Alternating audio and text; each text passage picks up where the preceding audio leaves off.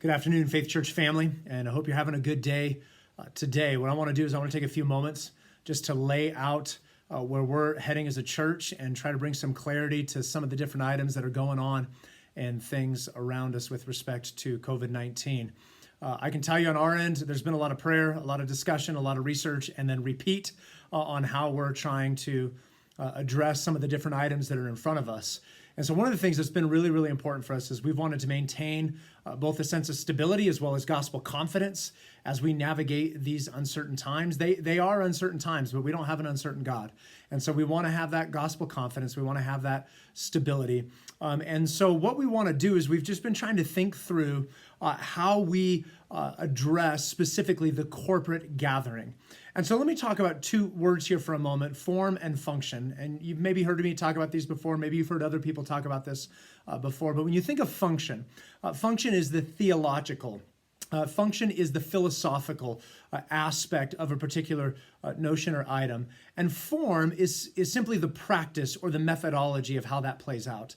And so when we think around the Sunday morning gathering, so much of what we often think about is the form. And we've been most concerned with preserving the function of what that time looks like. And really, what are the theological items and aspects that we don't want to release or miss or let go of. And so as we've wrestled through this and as we want to honor and obey the civil authorities and their request to limit the gathering size and things of that nature, and we really feel like we want to honor the authorities because they're not asking us to do anything that's inherently wrong. They're not telling us not to preach the gospel. They're not telling us that we can't talk about Jesus. They're just saying, hey, you need to rethink how you gather. So as we've just considered all that stuff, what we want to do and trying to honor that, trying to create stability, gospel confidence, but also to preserve some sense of gathering.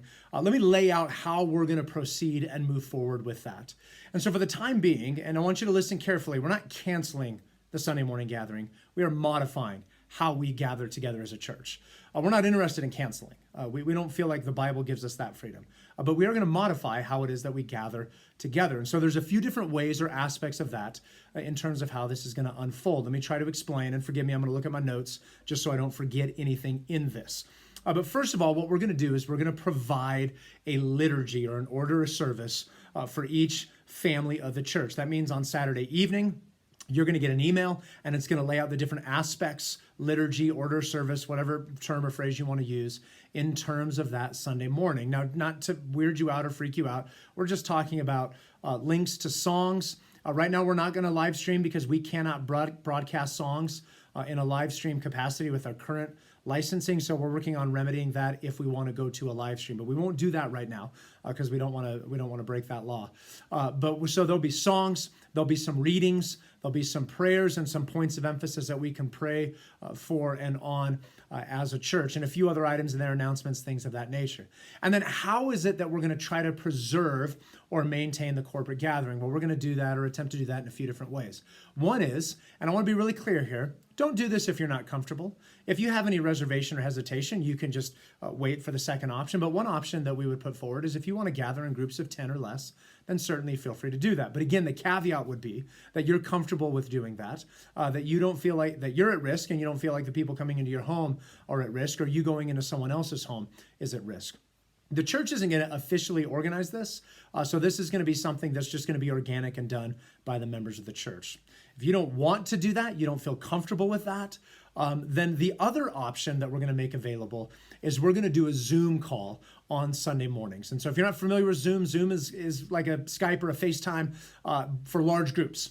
And so we actually did a prayer time last night on Zoom that was awesome. And I'll talk a little more about that in a moment. But for Sunday mornings at 9 or at 11, we're going to invite you, just like you would if you were coming to first or second service, to get on a Zoom call, and we'll work through the liturgy together. And then what we'll do is we'll end the Zoom call.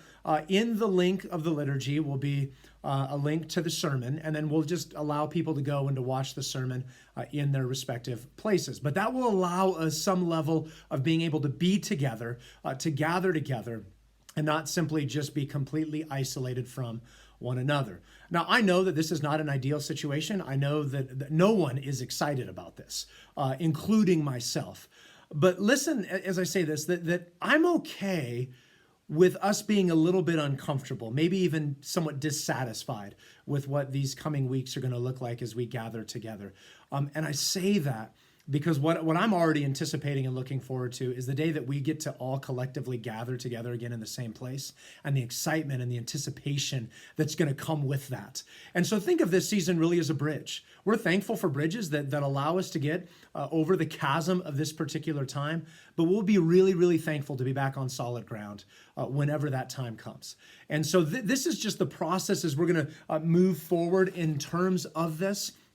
And the elders and the pastors, we're going to continue to monitor this situation. What we know right now is for the next 3 weeks, this will be our path forward, and then we'll reevaluate as we get closer to that, and then communicate with respect to our decisions and things of that nature.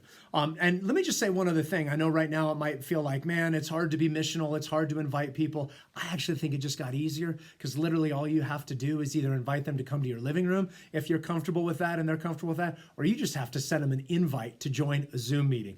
So don't let this take you away from being missional, Faith Church. If anything, let it drive you towards being missional, because I think it actually just got easier for the immediate future. Now, there's a few other items that I want to talk about here for just a moment, just to keep you in the loop and for you to be aware of. First of all, I had mentioned the prayer gathering that we did last night, and for the foreseeable future, we're going to keep doing that on Wednesday evenings. So here's my question. Is 5:30 a good time? Would 6 o'clock be better? Or is there some other time that would be even more advantageous for the majority of us? So I'm not going to chase you on this. Right now, we did it at 5:30. If 6 is better, let me know. Send me an email, shoot me a text, call me, whatever it is. Let me know what's best for you or what would make it more advantageous to you, and we'll just see what kind of input we get and go from there. But you can plan on Wednesday evening. We're going to gather together for 45 minutes to an hour as a church and just keep praying together on and through this. Secondly, just because we're isolated physically does not mean that we are isolated spiritually. The bond of the Spirit is far stronger than the physical limitations that we're wrestling through right now. And so needs that you have, whether they be physical needs, spiritual needs, we don't want to be disconnected from that. So keep communicating with us. I know on Sunday morning, typically you could fill out a connection card and let us know what's going on. So for the next few weeks at least, you'll have to get on your computer and shoot us an email or send me a text or things of that nature. But please don't be disconnected from us. And in fact, in the liturgy, we'll have a reminder there that if there's ways we're going to be praying for you or with you, other needs that you have, that you can submit that to us. Third, I want to talk about children's ministry for a moment. So I asked Pastor Ryan about children's ministry, and just to give me some guidance on what he would like to communicate. And there's a few things that we want to communicate. First of all, just because the kids aren't meeting doesn't mean that they can't be continuing on. And so this is the curriculum of the Gospel Story Bible that we're doing in our children's ministry. And so they're going to be on story 12 called God Rescues Lot.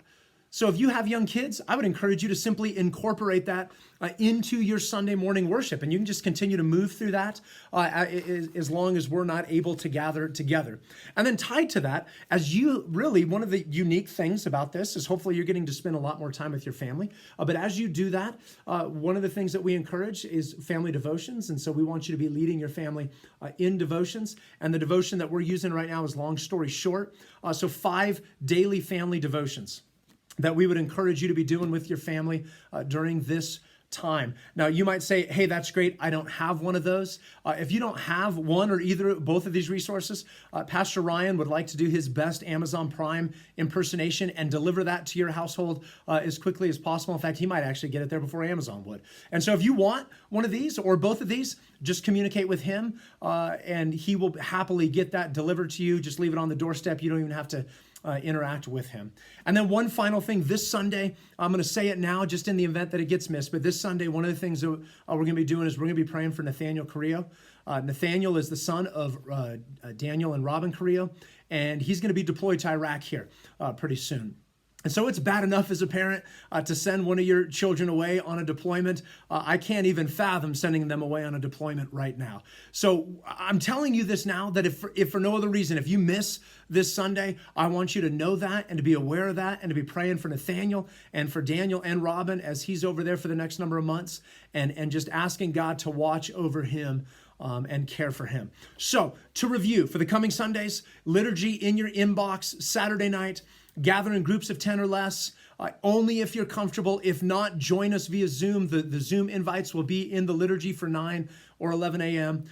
Give feedback on the prayer times for Wednesday in terms of which would be better for you. Be praying for Nathaniel Carrillo. Keep us updated on items and needs that you have, and then take advantage of this time to be with your family, leaning into the family devotion. One final note that I would just have for you, church, remember that as followers of Jesus, we stand with the King who's already victorious. Right, Romans 8 and texts like that, where it talks about God's working good for those who love him and trust him. That's not on hiatus, and that's not exempted from this season of life. If anything, not only is that in play, I would argue that's maybe even more in play right now. We're just maybe not as keenly aware of it as we are in other seasons, or maybe we're more keenly aware of it than we are in other seasons. So be cautious, be prudent. But loved ones, live in gospel confidence. Fear doesn't have to hold us because Jesus already is. And so we stand with the one that's victorious. I love you, Faith Church. We'll see you Sunday. And by God's grace, I'm trusting that he's going to carry you through.